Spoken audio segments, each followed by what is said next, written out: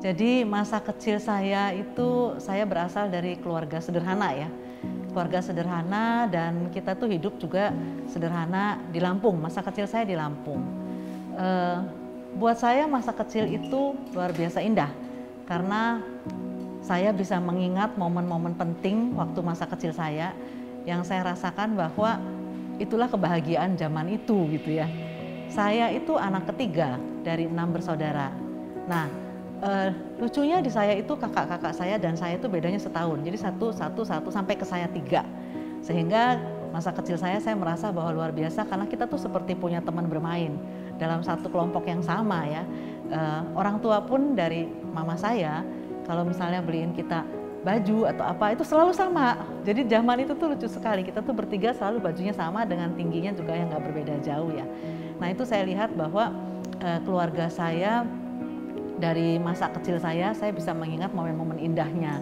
Kita tuh bersama-sama jalan gitu ya. Buat saya itu luar biasa karena kami dari keluarga sederhana tapi kami tahu bahwa kebahagiaan itu sebetulnya mudah dicapai oleh siapa aja. Itu sedikit masa kecil saya. Seluruh perjalanan hidup saya itu betul-betul luar biasa. Saya tuh punya ayah dan ibu yang luar biasa mensupport. Sejak kita kecil, nah lucunya gini ya, saya tuh 6 bersaudara tapi 5-nya perempuan. Dan paling kecil, paling bontot baru laki-laki. Itu kelihatan ya cita-citanya terakhir gitu laki-laki. Nah, yang saya salut dari papa saya adalah papa saya itu sebetulnya orang Chinese yang kalau kita ngomong Chinese yang masih tulen lah ya, masih kita tahu ya bahwa zaman itu bahkan di daerah tertentu juga kita tahu perempuan tuh sebagai warga negara kedua lah kalau kita ngomong. Nah yang luar biasa dari ayah saya itu sejak kecil tuh papa saya selalu menanamkan karena anak pertama, kedua, ketiga perempuan terus tuh sampai ke 5. Tapi dari kecil yang tertanam di dalam diri saya adalah papa saya selalu bilang, kalian itu ya meskipun perempuan jangan pernah bergantung kepada satu orang. Dalam hal ini bukan bermaksud negatif tapi maksudnya adalah jangan pernah bergantung kepada suami kalau kita nanti bersuami. Jadi artinya kalian sendiri harus maju, kalian sendiri harus bisa saling melengkapi dan kita juga harus bisa memberikan dukungan kepada suami. Jangan semua tergantung sama suami. Nah itu sebabnya saya lihat di sini adalah kita perlu dia bilang bahwa meskipun perempuan kalian tuh harus mencapai cita-cita setinggi-tingginya. Nah itu yang saya bilang luar biasa karena zaman itu dengan pola pikir seorang tua zaman itu apalagi kita tahu teman-teman lingkungan juga tidak mendukung gitu. Mereka selalu ngomong, aduh ngapain sih perempuan? Itu perempuan tuh nanti kalau menikah itu cuma masuk dapur gitu. Nah luar biasanya dengan papa saya yang mempunyai pemikiran yang berbeda kalau saya bilang ya. Itu akhirnya dari kita semua nih meskipun perempuan-perempuan kita bisa mencapai cita-cita kita gitu.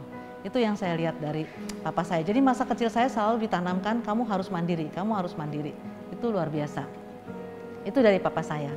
Nah kalau dari mama saya melihat adalah kami itu keluarga sederhana. Boleh dikata ya hidup hari itu kita bahagia gitu.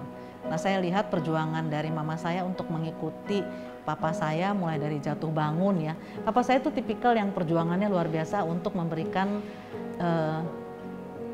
kebahagiaan dan kepastian untuk keluarga. Jadi pokoknya selalu memberikan yang terbaik. Saya lihat di sini luar biasa dari papa saya untuk strive to be the best-nya itu selalu dia berikan untuk keluarga.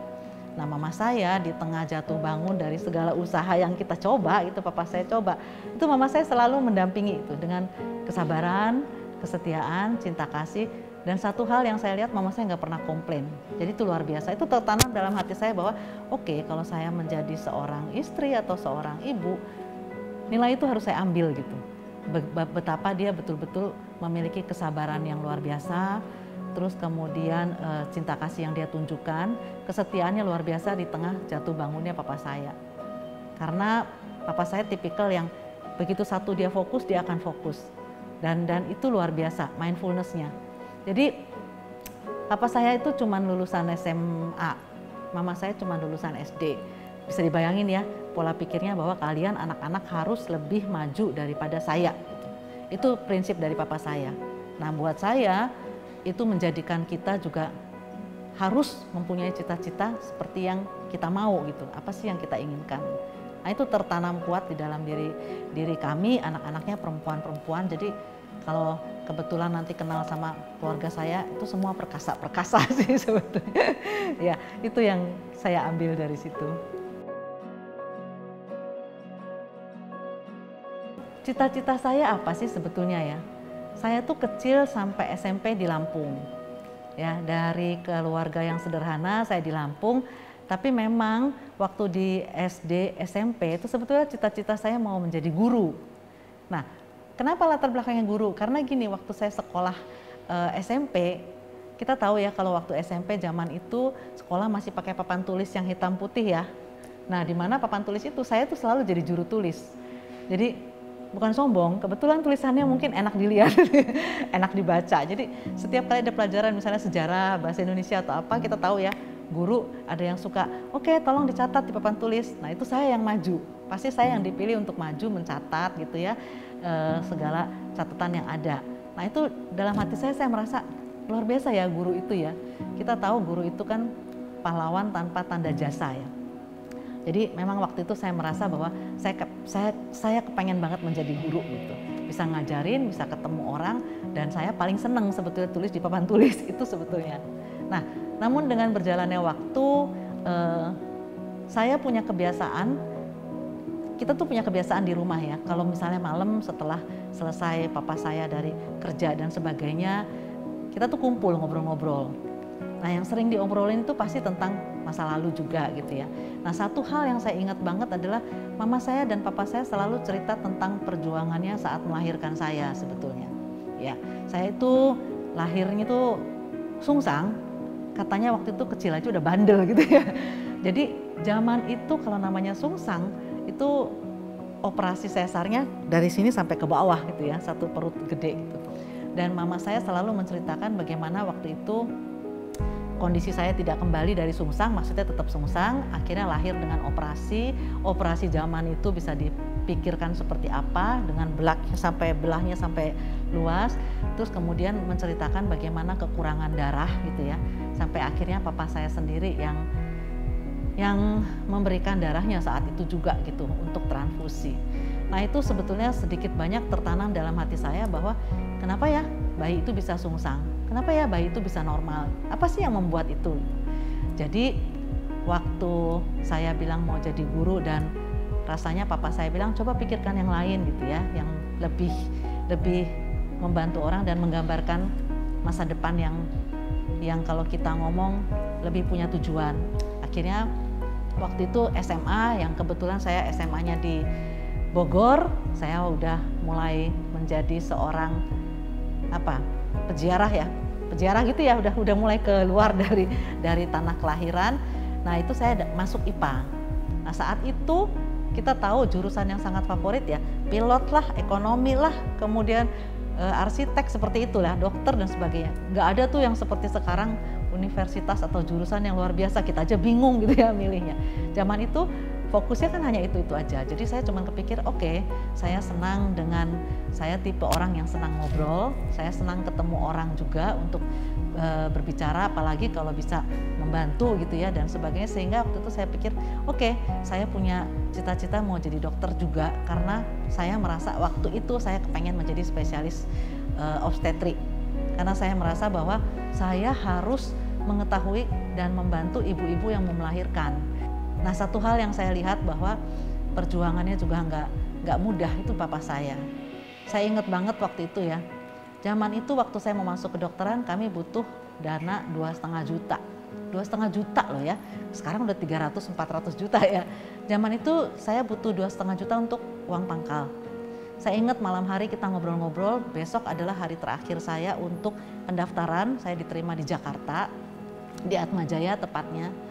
Saya ingat banget, kami dari keluarga yang betul-betul sederhana, jadi kita tuh tidak ada uang 2,5 juta itu tidak ada.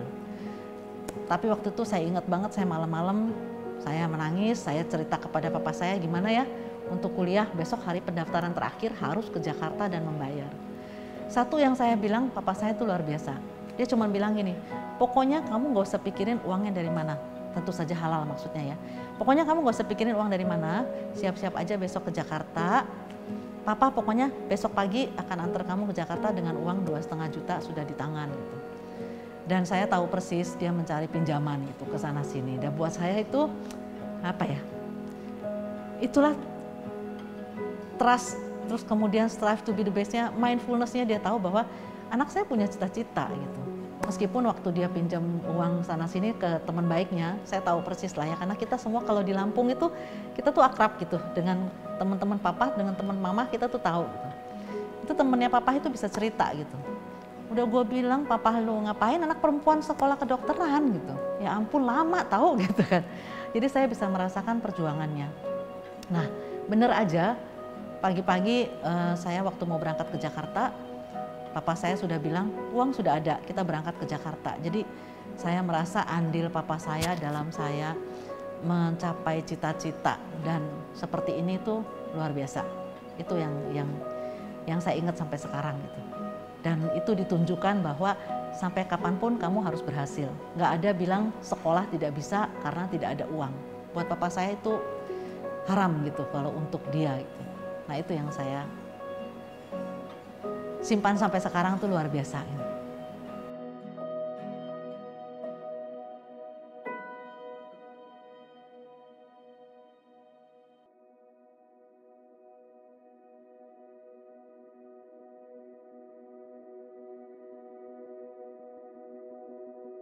Pada saat di Lampung tahu lah ya, kota kecil di mana memang biasanya perempuan itu banyak yang dalam tanda petik SMA ya udahlah menikah gitu ya, boro-boro untuk melanglang buana gitu, kemana-mana gitu keluar kota. Tapi dua kakak saya sejak SMP saja sudah diminta merantau ke Bogor. Jadi kakak saya dua itu yang duluan merantau ke Bogor masih kondisi SMP loh, bayangin. Jadi saya bisa memahami ini papa saya tuh pola pikirnya luar biasa gitu ya. Sangat menghormati dan mendukung bahwa gender wanita itu nggak masalah gitu. Jadi memang harus kamu capai juga. Saya menyusul kakak saya ke Bogor waktu SMA. Tapi kakak saya dua itu, yang ke satu kedua SMP juga sudah berangkat. Jadi kecil-kecil kita tuh sebetulnya sudah merantau.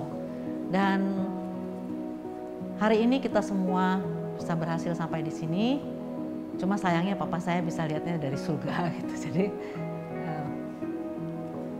itulah peninggalan yang buat saya sih luar biasa. Ya.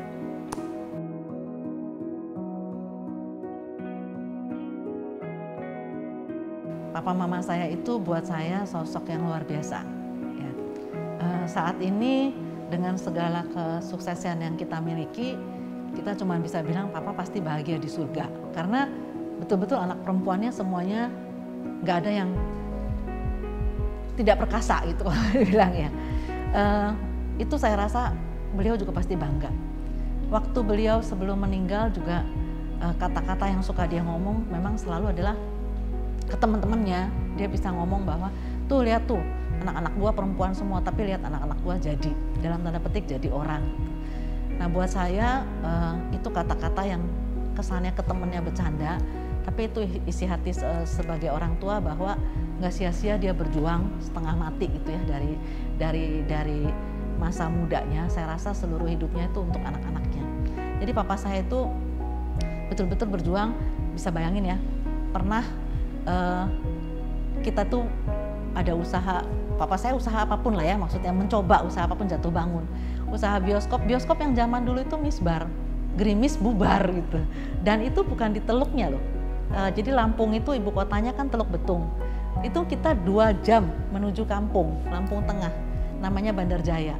Nah tadi saya bilang kalau kenapa masa kecil saya berkesan, karena papa saya itu coba-coba buka bioskop gerimis bubar, yang tiketnya mungkin cuma 100 perak atau berapa zaman itu ya. Itu papa saya kerjain sendiri, nyari film sendiri ke Teluk Betung, bawa ke Bandar Jaya setiap hari, bolak-balik. Bawa ke Bandar Jaya, dan hebatnya dia selalu mengerjakan sendiri. Dia puter sendiri tuh film. Zaman itu masih puter kan, belum pakai itu. Jadi benar-benar manual. Nah, yang membuat saya bahagia adalah kita tuh anak-anaknya jadi ikut gitu ke Bandar Jaya. Karena masih kecil kan, sekolah zaman itu belum perlu belajar seperti sekarang ya.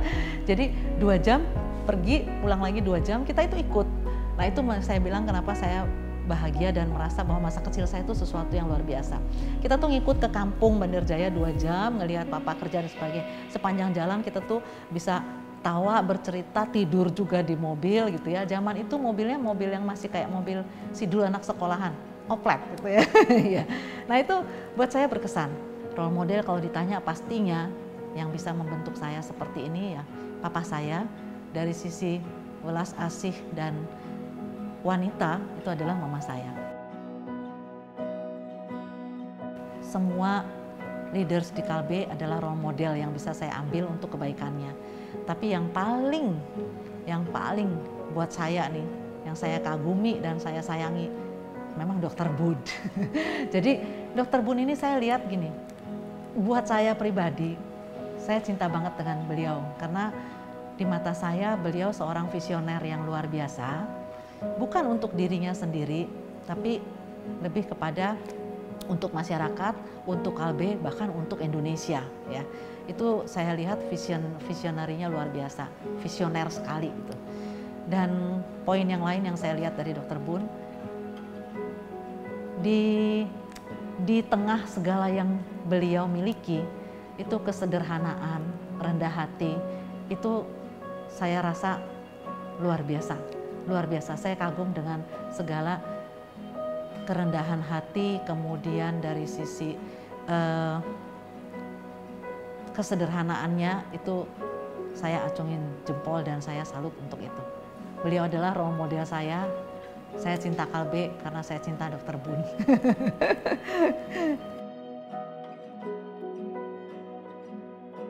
Perjalanan karir saya ya, balik lagi nih. Kalau tanpa papa saya mungkin tidak ada di Kalbe. Akhirnya waktu itu saya daftarlah di Kalbe. Kenapa pilih Kalbe? Karena saat itu di Lampung waktu saya praktek, saya juga tahu persis obat yang bagus Kalbe. Saya kenalan juga banyak yang dari medical rep-nya Kalbe gitu ya di Lampung, menjalin hubungan dan sebagainya. Jadi saya tahu persis, oke, saya tujuannya ke Kalbe.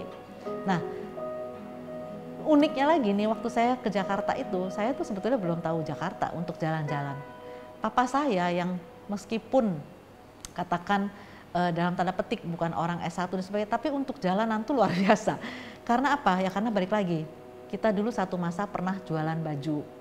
Jualan baju itu dalam hal ini papa saya ke Jakarta, ke Pasar Baru, beli-beli baju, nanti bawa ke Lampung, dijual di Lampung gitu. Sampai kayak gitu kita tuh usahanya. Jadi papa saya tuh memang berganti-ganti tapi selalu mindfulness, itu yang saya bilang luar biasa. Nah, akibatnya dia tahu jalan. Jadi waktu saya juga surprise dipanggil Kalbe untuk interview, saya rasa, waduh, tapi gimana ya Pak, nggak tahu jalan gitu ya. Terus papa saya bilang, oh tenang, dia tahu jalan. Saya diantar papa saya waktu interview dan psikotes. Jadi saya inget banget, itu luar biasa, papa saya tahu jalan, dia anterin saya dari pagi. Kan waktu itu kalau zaman itu psikotes dari pagi sampai sore jam 5 ya, ada interview, psikotes, terus kemudian nunggu lagi dan sebagainya.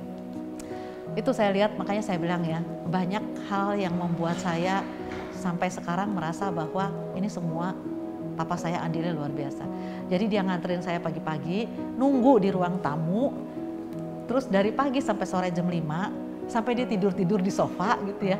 Sampai akhirnya satpam itu tahu bahwa oh itu lagi nungguin yang interview. Maka saya bilang kenangan saya juga satu. Pada saat saya masuk ke Kalbe diterima, satpam yang mengenal saya dan waktu itu diantar papa saya nanya, pertanyaan pertama adalah gini, ibu nggak diantar papahnya? Jadi buat saya, oke, satpamnya inget gitu ya.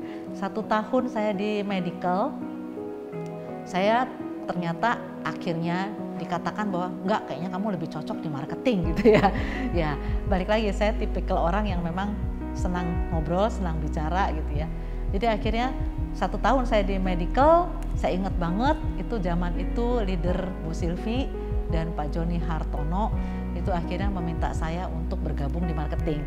Nah itulah awal pertama saya bergulat di marketing. Saya berterima kasih dengan kesempatan yang diberikan dari Bu Silvi sama Pak Joni Hartono.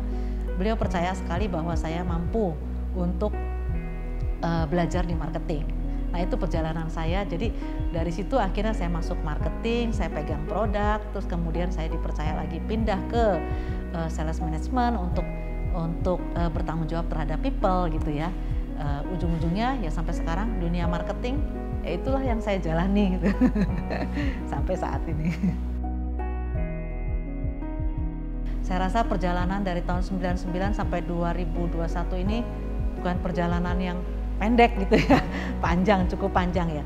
Ya memang saya ingat banget, saya bersyukur saya punya leader-leader yang luar biasa, yang selalu mensupport saya sih gitu ya. Yang penting kita tunjukkan kepada leader bagaimana kita selalu fokus dan kita selalu strive to be the best ya. Saya bersyukur waktu itu pada saat saya masuk diambil marketing oleh Bu Sylvie dan Pak Joni Hartono, itu saya merasa supportnya tuh luar biasa. Jadi saya ingat banget waktu itu saya bertanggung jawab untuk produk-produk yang kalau kita bilang produknya bukan produk favorit gitu ya. Produknya produk yang cukup sulit gitu, karena produk yang waktu itu saya diberikan tanggung jawab adalah produk untuk kesehatan jiwa. Bisa dibayangin ya, lebih mudah untuk menjual produk darah tinggi gitu ya, kencing manis daripada untuk kesehatan jiwa yang memerlukan edukasi gitu ya, memerlukan informasi kepada user. Jadi saya ingat banget waktu itu saya betul-betul berjuang. Saya ingat saya berjuang ke Bu Sylvie dan ke Pak Joni Hartono, saya katakan bahwa saya perlu membentuk tim gitu. Artinya tim ini yang akan bertanggung jawab untuk produk tersebut gitu. Karena menurut saya sampai kapanpun kalau misalnya kalian dikasih pilihan A, B, C, ya pasti pilihnya A, B gitu, nggak mau C gitu ya, karena C ini bukan favorit. Jadi saya ingat banget waktu itu dengan segala alasan saya dengan segala strive to be the best saya, dan saya benar-benar mindfulness untuk itu, akhirnya Bu Sylvie dan Pak Joni Hartono mengizinkan. Oke, boleh silakan dicoba bikin. Jadi saya ingat banget waktu itu kita divisinya masih namanya Discovery, masih tahun 2000-an tuh ya, Discovery, dan saat itu adanya adalah lininya adalah heart brain. Jadi akhirnya waktu itu kita berjuang, coba kita saya lakukan benar-benar alasan-alasan segala macam, akhirnya terbentuklah lini soul. Jadi kita tuh waktu itu kalau orang lama di Kalbe pasti tahu ada heart, brain, soul. Nah soul itu pun kita ciptakan dengan hanya 20 orang dan sebagainya, tapi saya ingat banget perjuangan itu nggak gampang.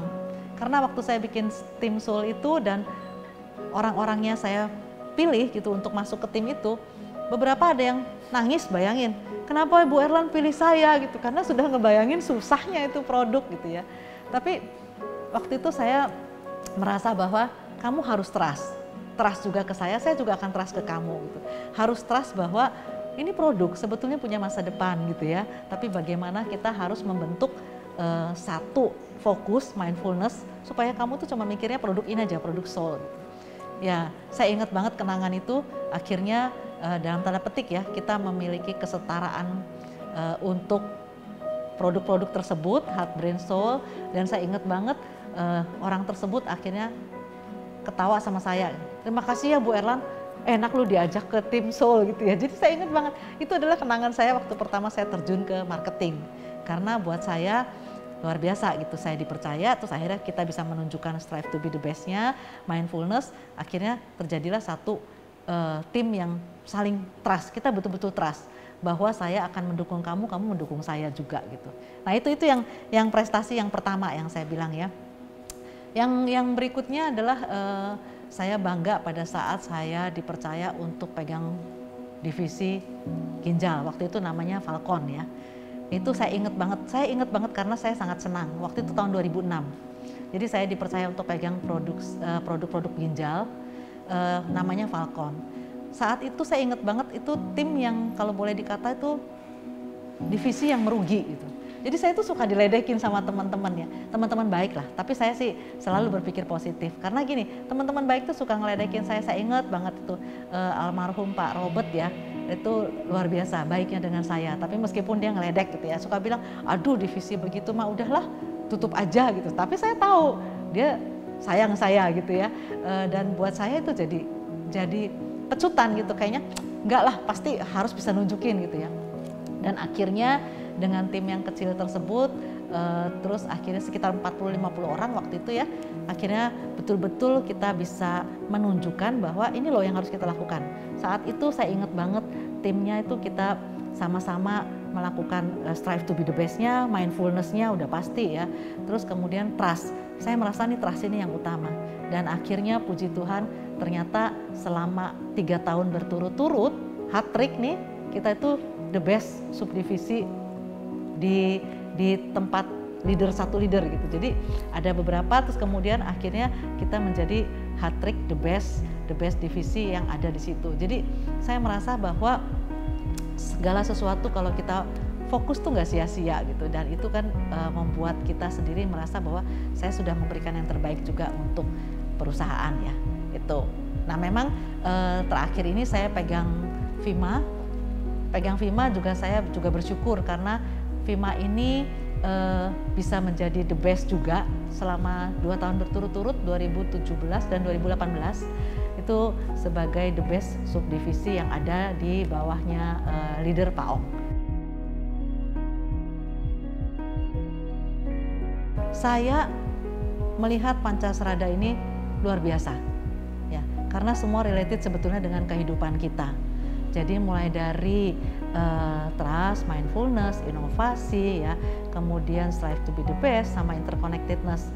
Jadi saya bilang Pancasrada Kalbe ini luar biasa. Tapi bagi saya lebih utamakan nomor 1. Karena buat saya nomor 1 itu adalah kunci dari segala kehidupan sih. Gak cuma di kantor, saya rasa di rumah, di keluarga, terhadap anak-anak kita mesti punya trust kan ya. Nah, saya melihat buat saya pilihan saya yang utama adalah nomor 1, trust. Karena dengan trust ini baik dalam keluarga, dalam rumah, dalam tim dan sebagainya. Begitu kita dapatkan itu, kita tahu bahwa ini akan bergulirnya luar biasa, menjadi satu kekuatan yang luar biasa. Ya, saya percaya itu. Jadi dari pengalaman saya, waktu saya dipercaya masuk memegang Vima, saya tahu bahwa yang harus saya lakukan pertama adalah saya harus mendapatkan trust dari tim. Karena menurut saya pada saat kita masuk ke dalam satu ruangan atau lingkungan baru, mereka kan akan menerka-nerka dulu, seperti apa sih Bu Erlan gitu kan ya, seperti apa sih orang ini gitu kan ya, seperti apa sih kepemimpinannya gitu. Jadi pada saat awal pertama masuk, saya udah tahu bahwa saya harus mengambil trust dulu ya dari tim Vima. Nah kalau kita lihat setelah trust itu kita dapat, saya melihat ujungnya akhirnya semuanya akan melakukan goal yang sama, mindfulness-nya jelas, strive to be the best-nya jelas, terus kemudian inovasi juga pasti mereka akan selalu berusaha ya, memberikan yang terbaik kan, sehingga mereka juga melakukan itu. Ditambah dengan interconnectedness, pasti mereka akan selalu saling berhubungan gitu ya. Dan saya lihat itu kunci utama bagi saya. Karena setelah trust itu didapatkan, semua nomor 2, 3, 4, 5 bergulir mulus gitu ya. Dan bisa kita tunjukkan di 2017 dan 2018 sebagai divisi yang terbaik di bawah leader Pak Ong gitu. Nah itu yang saya bilang, bagi saya trust nomor 1.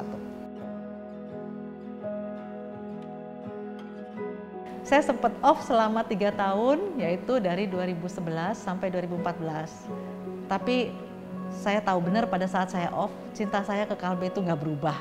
Ibaratnya katanya kalau dipotong itu darahnya hijau gitu ya, darah lebay ya, darahnya hijau, darah Kalbe. Tapi saya sempat off selama 3 tahun dari 2011 sampai 2014. Dan ada cerita sebetulnya di balik saya kenapa berhenti kerja itu. Tadi saya udah ngomong ya bahwa trust itu buat saya adalah yang utama, baik di pekerjaan, di rumah, di keluarga, bahkan terhadap anak-anak. Jadi saya ingat banget tuh waktu tahun 2011 itu anak saya akan masuk SMP. Anak saya yang kedua akan masuk SMP. Saat itu saya sebagai orang tua bersama papahnya pasti kita punya sekolah-sekolah impian, sekolah favorit. Yang kebetulan ternyata anak saya juga sekolah impiannya sama. Boleh saya sebut? Ya, Canisius ya, karena anak saya laki. Anak saya dua-duanya laki. Jadi sekolah impian lah. Zaman itu tuh kalau punya anak laki impiannya adalah Canisius gitu ya. Kalau perempuan Santa Ursula gitu ya. Yaitu jadi saya ingat banget. Saya punya impian anak-anaknya untuk masuk ke situ. Nah, anak saya yang kedua ini juga ternyata kepengen masuk ke Canisius, punya dream yang sama, mau masuk ke Canisius. Kita tahu Canisius tuh bukan sesuatu yang mudah lah untuk ditembus juga ya. Waktu itu dia bilang sama saya, "Mah, kalau nanti diterima di Canisius, minta hadiah ya." Zaman itu saya berpikir, anak-anak waktu itu kan masih handphone, zamannya Nokia tuh ya. Saya masih berpikir, oke, minta hadiah, oke. Saya bilang, emang hadiahnya apa? Anak saya bilang, pokoknya rahasia mama, tapi mama harus janji, rahasia. Tapi masih nggak mau, dia ngomong rahasia, tapi mama harus janji ya nanti diturutin. Saya waktu itu masih berpikir, namanya seorang anak SD mau masuk SMP, yang dia pikirin apa sih? Palingan dalam tanda petik duniawi ya, mainan, handphone gitu kan. Zaman itu Nokia lagi booming gitu. Jadi saya ingat banget, saya bilang gini, oke, pokoknya kamu siapinnya betul-betul. Saya ingat waktu itu masih ada jeda 2 minggu untuk tes masuk Canisius. Jadi saya bilang gini, oke, gini deh, nanti pokoknya kamu betul-betul siapin belajar. Kalau kamu diterima, mama pasti kasih hadiahnya. Tapi, saya pakai tapi hadiahnya nggak boleh lebih dari 2 juta ya. Karena saya tuh bayangin dia pasti minta handphone gitu. Jadi saya bilang, oke, tapi nggak boleh lebih dari 2 juta loh ya. Dia bilang, iya pokoknya tenang aja. Nah, itulah saya bilang trust. Dia percaya saya juga percaya dia akan mempersiapkan dengan baik. Dan ternyata bener, luar biasa dia persiapkan selama 2 minggu, itu betul-betul dia siapin. Saya lihat banget perjuangannya anak saya yang kedua ini untuk masuk Canisius. Nah, saya waktu itu masih berpikir, ya perjuangannya nggak mudah gitu ya, tapi saya pikir rencana Tuhan juga kalau bisa diterima gitu ya. Jadi saya merasa bahwa pokoknya saya dukung gitu. Tanpa saya tahu apa sih sebetulnya hadiah yang dia minta gitu. Nah saya ingat banget waktu itu pas pengumuman di bulan Januari awal itu ya, ternyata dia diterima gitu. Saya berasa wah surprise sekali gitu ya, satu-satunya impian orang tua juga gitu bisa tembus di situ. Nah saya tanya, hadiah apa Der yang kamu minta gitu, saya tanya kepada anak saya. Ternyata dia bilang ini, oh hadiahnya ini mama berhenti kerja. Ya. Jadi saat itu saya cuma merasa seorang anak laki-laki SD mau masuk SMP meminta mamahnya gitu untuk berhenti kerja. Saya tuh waktu itu memang sempat berpikir rencana Tuhan apa ya gitu. Kalau masyarakat kan selalu bilang SMP itu mau udah besar gitu kan ya, seolah-olah ya. Tapi memang saya sama yang kedua dan ke satu anak saya ini dua-duanya deket sama saya. Karena dari kecil apalagi yang besar juga ya, kan waktu kecil dan saya di Lampung dan sebagainya saya ngurus sendiri. Yang kedua ini juga memang saya di Jakarta sudah kerja, tapi cuman pada saat saya kerja, setelah pulang itu adalah waktunya saya gitu, main dan sebagainya, dan deket sekali saya sama anak saya dua-duanya gitu. Jadi saya merasa setiap ada kesempatan waktu anak saya SD itu saya selalu yang nganter, kesempatan apapun saya nganter sekolah. Kebetulan sekolahnya deket kan di Pulau Mas gitu ya. Jadi saya nganter sekolah dan sebagainya. Nah itu saya rasa nilai plusnya. Dia bilang gini, iya pengen mama anter jemput karena lihat temen-temennya itu kalau pulang sekolah dijemput sama mamahnya gitu ya. Jadi saya bilang, oh saya rada kaget juga, surprise. Saya merasa surprise gitu berhenti kerja gitu. Tapi waktu itu saya bilang, oke, mama pasti berhenti kerja gitu. Mama ikutin karena mama udah janji, saya udah janji. Saya ingat prosesnya dia selalu nanya dari bulan ke bulan. Waktu itu kan Januari, Canisius cepet ya pengumuman Januari. Saya ingat dia pengumumannya Januari, masuknya padahal masih Juli kan. Dia nanya saya, mama kapan berhenti gitu ya. Jadi saya bilang, oke gini Der, mama janji hari pertama kamu masuk sekolah Canisius, mama yang antar kamu. Canisius itu hari pertama masuk sekolah tuh bawa-bawa pohon. Karena mereka harus membawa pohon untuk ditanam sebagai penghijauan gitu-gitu kan di Canisius. Jadi akhirnya dia juga tenang, dia percaya saya akan memenuhi semua. Betul juga akhirnya pada tanggal 9 Juli 2011 tuh dia masuk sekolah pertama di Canisius dengan membawa pohon tuh sayalah yang nganter. Jadi saya memang berhenti. Saya berhentinya tuh juga sekitar bulan Juli 2011. Itu yang saya tanamkan bahwa kamu percaya, saya percaya, pasti kita percaya betul-betul, dan saya rasa mindfulness dan strive to be the best-nya akan timbul gitu dari si anak tersebut. Nah akhirnya 3 tahun itu merupakan kilas balik sejarah baru perjalanan hidup saya merasa ya. Karena dari seorang wanita karir akhirnya saya menjadi ibu rumah tangga. Teman-teman di kantor sih udah curiga. Terus mereka ledekinnya, nggak mungkin kamu pakai daster masak gitu ya. Ya saya bilang, loh kenapa harus pakai daster? Saya bercanda. Saya masak pakai blazer saya gitu kan ya. Ya, tapi intinya adalah itu betul-betul perubahan, satu perubahan yang saya sangat bersyukur. Gak ada yang bisa menggantikan itu, bahkan gak ada yang bisa menggantikan dengan nilai uangnya juga enggak gitu ya. Karena itu perjalanan yang luar biasa, kilas balik saya gitu. Ya, satu hal lagi yang saya syukuri dengan saya berhenti kerja itu akhirnya saya yang selama ini suka sok sibuk gitu ya. Kalau diminta ikut kegiatan sana sini di pelayanan gereja, itu sok sibuk lah ya, nggak bisa, sibuk, keluar kota nggak bisa gitu ya. Ternyata setelah itu saya akhirnya berkecimpung di situ, bisa memulai pelayanan karena saya rasa itu, bukan saya rasa, itu saya yakin Tuhan punya rencana. Dan yang lain adalah nilainya yang saya dapatkan dengan saya berhenti kerja dan akhirnya mengantar anak saya tiap pagi, itu saya bisa, kalau kita bilangnya ibadah ya, misa ya. Saya bisa misa pagi setiap pagi di Canisius selama 3 tahun, selama anak saya SMP, dan dilanjutkan sampai anak saya SMA, saya masih nganterin juga tiap pagi dan kita misa bersama. Itu saya rasa kesempatan yang didambakan sih sebetulnya dari setiap ibu-ibu ya. Tapi saya bersyukur dikasih kesempatan karena saya tahu semua ibu pasti ingin, cuman belum tentu kesempatannya ada gitu ya. Jadi saya setiap pagi selama 6 tahun menjadi satu habit bersama anak saya ibadah misa sebelum memulai aktivitas. Akhirnya habis setelah misa anak saya masuk sekolah, saya pulang, saya melakukan aktivitas ya, entah masak, belanja dan sebagainya. Nah itu 3 tahun saya yang sangat berkesan karena saya akhirnya berkecimpung di dalam pelayanan yang tadinya sok sibuk, ternyata kok bisa ya gitu, waktunya kan ada gitu ya. Itu nilai plus yang sampai sekarang saya lanjutkan gitu, untuk itu. 2014 anak saya kan mau selesai SMP, masuk SMA. Tuhan tuh luar biasa, bisa tiba-tiba Pak Michael, itu leader Pak Michael,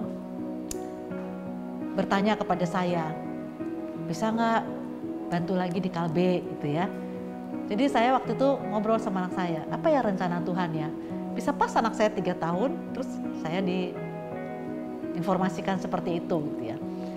Saya cuma berpikir waktu itu adalah, saya cerita ke anak saya, Der kayaknya Tuhan tuh kasih mama talenta untuk ketemu orang, ngobrol sama orang, ya sama-sama menuju lebih baik lah gitu ya. Jadi saya merasa gimana ya menurut kamu? Nah luar biasanya lagi itu seperti semua udah diatur. Anak saya bilang, iya ya sebentar lagi Sander SMA. SMA itu pasti banyak kesibukan karena dia sangat hobi basket. Jadi dia tuh basket, terus kemudian ekskul kan banyak di situ ya. Jadi dia bilang, iya ya pasti nanti sesudah SMA dia akan sibuk sekali gitu. Dan bisa-bisa pulangnya tuh udah malam-malam gitu. Mama kesian juga ya, ngapain mama gitu kan. Tadinya kan kalau ini kan ada les segala macam, saya ikut aktif gitu ya. Terus akhirnya saya bilang, jadi gimana menurut kamu? Akhirnya dia bilang, ya barangkali oke juga mah kalau mama kembali kerja gitu. Maksudnya karena daripada nungguin dia sampai malam baru pulang. Nah saya merasa bahwa Tuhan tuh luar biasa udah mengatur jalan sedemikian mulus gitu urutannya. Akhirnya, tapi anak saya lucu, dia bilang ini, tapi mama kerjanya nanti ya, tunggu pas dia juga udah masuk SMA ya. Jadi saya ingat banget waktu itu Pak Michael minta saya masuk sebetulnya di bulan Maret, tapi waktu itu saya bilang enggak Pak, saya minta tolong gitu ya. Saya minta tolong bulan Juni. Jadi akhirnya persis tanggal 16 Juni 2014 anak saya masuk sekolah di Canisius SMA, saya masuk ke kantor ke Kalbe, saya balik lagi ke Kalbe. Jadi saya bersyukur semua itu seperti sudah diatur sedemikian, urut-urutannya itu sudah pas gitu. Akhirnya ya dari 2014 bulan Juni sampai sekarang ya inilah saya berada. Anak saya sudah selesai di SMA, terus kemudian ngambil kedokteran Atmajaya gitu ya, mengikuti papa mamanya gitu. Semua berjalan sesuai dengan rencana Tuhan lah, saya yakin.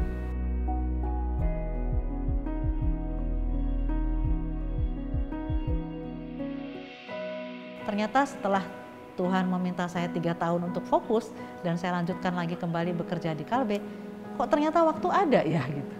Jadi nggak sesombong yang dulu gitu ya. Dulu saya sok sibuk banget gitu. Ternyata balik lagi saya merasa bahwa pada saat kita bilang oke, saya bersedia untuk melanjutkan pelayanan-pelayanan yang sudah kita lakukan dan bergerak lagi masuk ke kantor, saya merasa semua dikembalikan ke kita. Kitalah yang bisa ngatur. Apakah kita mau mindfulness untuk saat-saat tertentu, saya rasa balik lagi kita yang bisa ngatur gitu ya. Nah yang saya terapkan adalah pada saat kita di kantor, ya memang kita akan fokus di kantor.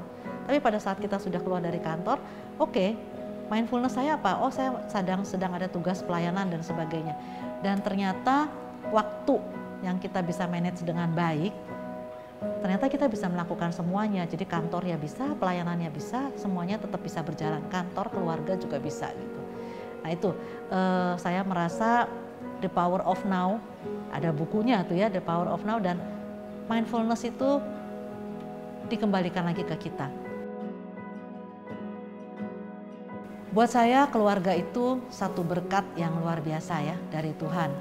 Pada saat Tuhan memberikan kita pasangan, buat saya itu satu berkat bahwa perjalanan hidup kita akan berubah. Pada saat kita diberikan lagi anak, kita tahu ya, anak itu titipan Tuhan. Saya percaya bahwa pada saat kita diberikan anak, artinya Tuhan sedang mempercayakan apa yang Dia titipkan kepada kita, supaya kita bisa memberikan yang terbaik juga dan melakukan sesuai dengan kehendak-Nya ya. Jadi saya percaya anak itu titipan Tuhan, kita mesti berikan yang terbaik. Buat saya keluarga itu berkat yang memang harus kita pelihara terus. Gak bisa kita pelihara sendirian tanpa di dalamnya kita tumbuhkan cinta kasih, kemudian kepercayaan, karena dengan itulah baru keluarga bertumbuh bersama-sama.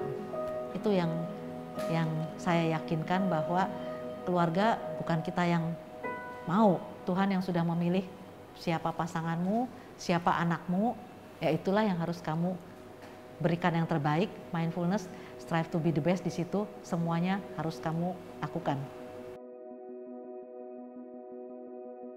Kami kan berdua sama-sama dari keluarga sederhana. Jadi waktu itu kita mulai merintis di Kalbe tahun 99 gitu ya. Suami saya juga sama, karena kita sama-sama dari Lampung ke Jakarta karena musibah tadi kan ya. Jadi sama-sama merintis. Nah waktu dari awal merintis kita udah mikir gitu, bahwa yuk kita itu harus punya satu kebiasaan khusus, yaitu jalan-jalan setiap tahun sekali gitu. Kita tuh kepengen jalan-jalan, karena waktu itu kita tahu bahwa kita keluarga yang sederhana, tapi kami punya cita-cita tinggi gitu. Cita-cita kita untuk anak kita, untuk keluarga dan sebagainya itu tinggi. Kita waktu itu berpikir, nggak mungkin lah kalau kita udah kerja, kalau kita bilang kita nggak ada uang gitu ya. Balik lagi, ada uang atau enggak, boros atau enggak kan di kita. Jadi saya waktu itu bilang, oke, kita coba sisihin. Jadi artinya kita sisihin, kita punya cita-cita. Yuk tahun berapa kita bisa mulai mengadakan rutinitas jalan-jalan bareng sekeluarga komplit setahun sekali. Entah mau di Indonesia, entah mau keluar, tapi kita coba punya cita-cita. Nah memang lucunya di keluarga saya itu kita punya dream book gitu. Jadi kita punya dream book yang dari anak-anak kecil sebetulnya. Anak-anak kecil tuh kita sudah punya dream book. Jadi kalau Fani lihat ya, di dream book ini sebetulnya kita ada nih. Bagaimana dari anak-anak saya kecil nih, kita punya impian-impian apa sih dari kita orang tua yang pengen kita taruh gitu di sini. Jadi saya ingat banget, gara-gara kita punya impian pengen jalan-jalan keluarga gitu ya. Di sini kita taruh nih, bagaimana kita merasakan waktu itu bahwa kita kerja untuk siapa sih? Untuk anak-anak. Jadi kita bilang bahwa waktu itu kalau marketing kan kita tahu ya sering keluar kota, pulang malam dan sebagainya. Jadi kita tuh merasa bahwa oke, kita tuh kerja untuk anak. Kita masukin dalam dream book bahwa kita bekerja untuk kamu loh ya. Jadi ini menguatkan kita pada saat tertentu, kita melihat oh iya ya, kita punya impian. Jadi pada saat kita capek, kita lelah, kita balik lagi ke sini. Jangan lupa kita kerja itu untuk anak gitu kan ya, untuk mereka mencapai cita-cita. Prinsip ayah saya waktu itu, papa saya, bahwa kamu harus lebih sukses dari saya yang cuma SMA gitu. Itu buat saya itu bagus sekali. Karena itu juga yang saya ngomong sama anak saya. Mama, papa sekarang begini, kalian berdua harus lebih sukses. Dalam konotasi positif ya, tentu saja untuk memacu semangat dan impian ya. Saya bilang harus lebih bagus dari papa mama sekarang. Itu yang kita tanamkan. Nah, kita waktu itu bilang, oke, saya kepengen mengajak keluarga jalan-jalan. Kalau Fani lihat, kita masukin gitu. Waktu itu kita tuh belum mampu gitu ya untuk ke Paris lah, ke Lourdes lah gitu ya. Sampai kita waktu itu ke Jogja, kita ibaratkan ini Lourdes gitu ya. Jadi waktu itu padahal cuma di Jogja gitu. Ini lucu sekali ya. Di Jogja kita foto, waktu itu kita bilang ini kita pengen ke ziarah Lourdes. Saya ingat orang pintar bilang, kamu punya impian harus divisualisasikan supaya kamu setiap kali ingat gitu bahwa apa sih sebetulnya impiannya. Nah, itu yang kita masukkan ke dalam dream book ini. Impian kita untuk jalan-jalan, terus kemudian impian kita untuk membahagiakan orang tua, ya memang meskipun akhirnya waktu berbicara lain ya, tapi waktu itu kita masukkan, ini ada papa mamahnya suami saya, ini papa mamah saya gitu ya. Kita masukkan bahwa kita membutuhkan doa juga dari orang tua.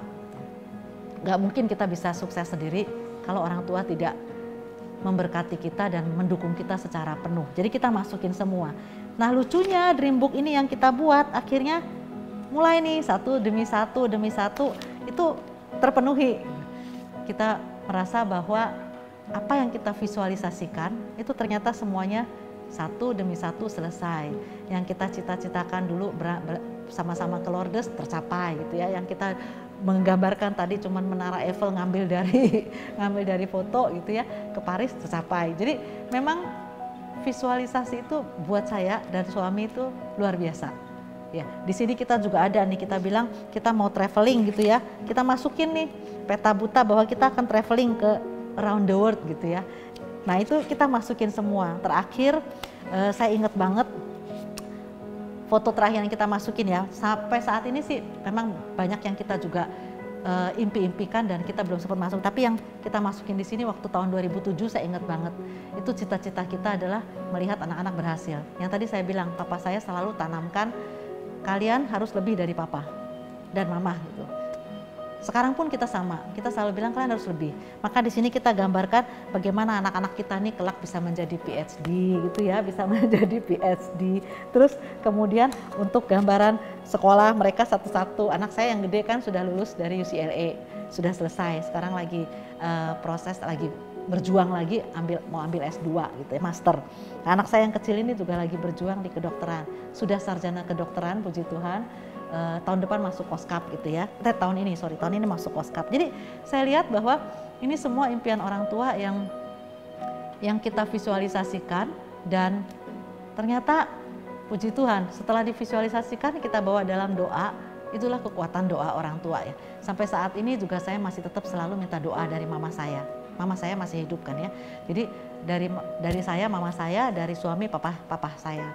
Jadi saya selalu minta dari papa mertua dan mama saya itu doa untuk kami semua gitu, setiap malam, setiap hari, jangan pernah ada berhenti karena tetap sampai kapanpun doa orang tua itu adalah doa yang paling luar biasa menurut saya ya. Itu yang kita lihat.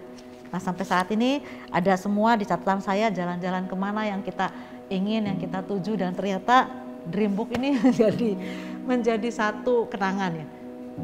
Saat dibuat barangkali kita tidak merasa gitu ya bahwa ini untuk apa sih gitu ya, rasanya ya biasa aja gitu.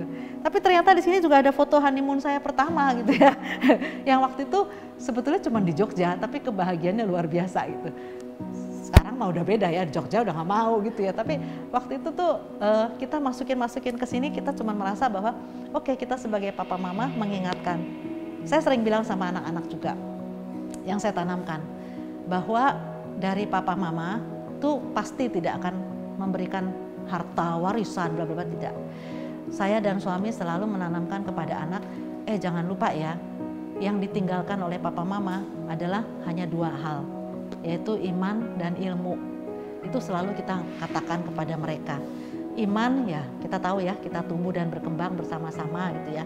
Mau dimanapun kita, mau siapapun kita, pasti kita berusaha dalam keluarga selalu menanamkan hal-hal kebaikan ya, yang sesuai dengan jalan Tuhan. Sedangkan kalau ilmu saya bilang, kalau misalnya untuk warisan atau katakan untuk segala hal yang bersifat duniawi, udah pasti jangan berharap dari orang tua. Tapi saya bilang kalau kalian mau, kita sebagai papa mama bilang, kalau kalian mau bilang sekolah S2, S3, PhD, mau apa, mau sampai kapanpun pasti orang tua berjuang dan pasti berusaha, pasti kalian bisa.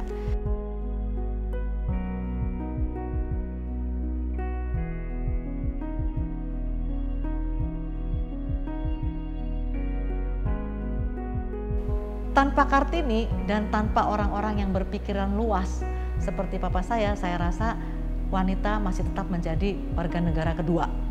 Tapi luar biasa perjuangan Kartini, itulah yang saya bilang. Kalau ditanya, Kartini ini sosok yang benar-benar memperjuangkan kita sehingga sampai saat ini kita bisa mendapatkan posisi atau katakan kedudukan yang sama dalam hubungan sosial di masyarakat. Ya, tentu saja yang kita suarakan para wanita ini, kaum perempuan, ya pasti hal-hal yang positif. Selama hal-hal yang positif, membangun kesejahteraan, untuk keadilan, dan untuk penyamarataan hak dan sebagainya, saya bilang malah harus wanita menyuarakan gitu. Karena kita mempunyai hak yang sama dan kewajiban yang sama ya, untuk menyuarakan keadilan dan kebenaran. Jadi saya setuju sekali. Nah, di mata saya pemimpin wanita, balik lagi dengan kesetaraan gender yang sudah diperjuangkan oleh Kartini, bagi saya kepemimpinan perempuan dan wanita sama kuatnya, sama bagusnya ya. Tapi ada satu kelebihannya, memang dikatakan gini, laki-laki itu orang yang sangat logik, nggak bertele-tele katanya gitu ya, terus kemudian nggak gampang emosi bla bla bla, itu kita akui betul. Tapi juga banyak perempuan yang seperti itu, dan saya merasa bahwa satu kelebihan dari wanita, seorang pemimpin wanita adalah mereka punya empati dan simpati yang lebih besar. Biasanya mereka tahu persis mereka bisa berperan sebagai teman, sebagai sahabat, sebagai ibu bahkan ya, dan kapan sebagai atasan. Nah, itu saya rasa satu kelebihan dari kepemimpinan wanita, mereka mempunyai empati dan simpati. Kadang-kadang kita tahu bahwa tim kita mempunyai masalah bukan cuma pekerjaan. Tim kita itu banyak juga yang mempunyai masalah dengan keluarga, kemudian dengan anak gitu ya. Saya ngalamin juga beberapa yang bercerita dan sebagainya. Dan buat saya, kenapa dia bisa cerita dengan kita, dengan saya, dengan pemimpin wanita? Balik lagi, menurut saya, mereka mendapatkan trust. Bahwa trust itu sudah mereka tahu, inilah ibu saya gitu. Pada saat-saat tertentu mereka membutuhkan ibu, itulah ibu saya gitu. Mereka membutuhkan sahabat, itulah sahabat. Jadi saya melihat satu kelebihannya empati dan simpati. Sehingga bisa berperan kapan menjadi ibu, kapan menjadi sahabat, kapan menjadi atasan. Di mata saya, apakah dia wanita karir, ataukah dia seorang ibu, ataukah dia wanita karir dan ibu, bagi saya itu adalah pilihan. Dan yang memilih itu siapa? Ya kita sendiri. Sayalah yang bisa memilih apakah saya mau menjadi wanita karir, atau saya mau menjadi ibu aja, atau saya mau menjadi wanita karir dan ibu. Nah, bagi saya pada saat seseorang menentukan pilihan, di mana yang dia pilih dan dia mau, saya hanya bisa berpesan, ya nikmati dan jalankan. Itu, karena kalian yang milih kok, kalian bisa memilih A, bisa memilih B, bisa memilih C. Tapi pada saat pilihan itu sudah kalian tetapkan, nikmati, jalankan. Yang penting buat saya, dan saya pesan buat para ibu juga, yang penting adalah bagaimana kita membagi waktu kan ya. Yang penting adalah kita bagaimana mindfulness, power of now, di mana kita harus berperan sebagai karyawan, sebagai wanita karir, kapan kita harus berperan sebagai ibu, kapan kita berperan sebagai istri, itu kita juga yang harus mengatur. Jadi balik lagi dikembalikan kepada kita. Kalau kita mindfulness sudah dapat, saya yakin di tempat tersebut, baik sebagai wanita karir maupun kehidupan sosial maupun keluarga maupun sebagai istri, kita pasti akan memberikan yang terbaik. Strive to be the best. Yang pertama, saya bangga menjadi insan Kalbe karena saya adalah bagian dari keluarga besar Kalbe. Saya bangga sekali saya bisa menjadi bagian dari keluarga besar Kalbe. Ya, saya tumbuh dan berkembang dari yang tidak tahu apa-apa sampai saya seperti ini. Pasti banyak peranan leaders di Kalbe yang membentuk, termasuk dalam lingkungan dan sebagainya. Dan satu yang membanggakan saya lagi adalah saya bisa menjadi saksi hidup sebetulnya. Perjalanan dari Kalbe, perubahan-perubahan Kalbe dari waktu ke waktu, yang kemampuan adaptasinya luar biasa yang bisa saya lihat dalam menghadapi perubahan zaman. Nah, menurut saya itu luar biasa karena saya bisa menjadi bagian di dalamnya itu. Dan 3 kata untuk Kalbe buat saya pribadi: kokoh, indah, diberkati. Itu bagi saya Kalbe yang saya cintai.